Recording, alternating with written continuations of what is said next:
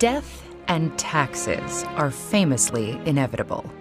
But what about decomposition? As anyone who's seen a mummy knows, ancient Egyptians went to a lot of trouble to evade decomposition. So, how successful were they? Living cells constantly renew themselves. Specialized enzymes decompose old structures, and the raw materials are used to build new ones. But what happens when someone dies? Their dead cells are no longer able to renew themselves, but the enzymes keep breaking everything down. So anyone looking to preserve a body needed to get ahead of those enzymes before the tissues began to rot. Neurons die quickly, so brains were a lost cause to ancient Egyptian mummifiers, which is why, according to Greek historian Herodotus, they started the process by hammering a spike into the skull, mashing up the brain, flushing it out the nose, and pouring tree resins into the skull to prevent further decomposition. Brains may decay first, but decaying guts are much worse.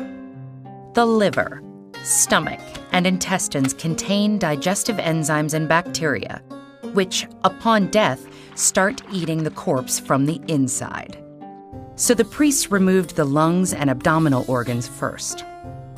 It was difficult to remove the lungs without damaging the heart, but because the heart was believed to be the seat of the soul, they treated it with special care. They placed the visceral organs in jars filled with a naturally occurring salt called natron. Like any salt, natron can prevent decay by killing bacteria and preventing the body's natural digestive enzymes from working. But natron isn't just any salt. It's mainly a mixture of two alkaline salts, soda ash and baking soda. Alkaline salts are especially deadly to bacteria, and they can turn fatty membranes into a hard, soapy substance, thereby maintaining the corpse's structure.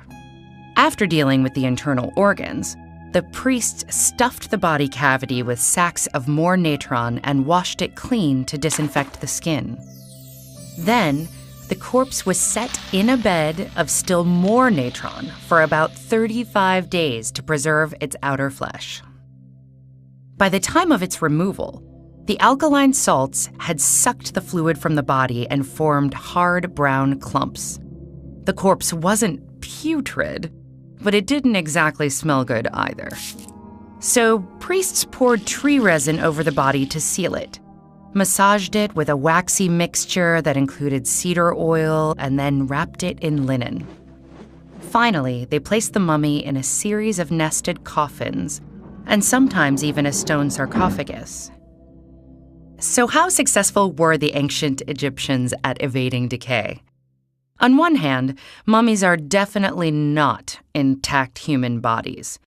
Their brains have been mashed up and flushed out.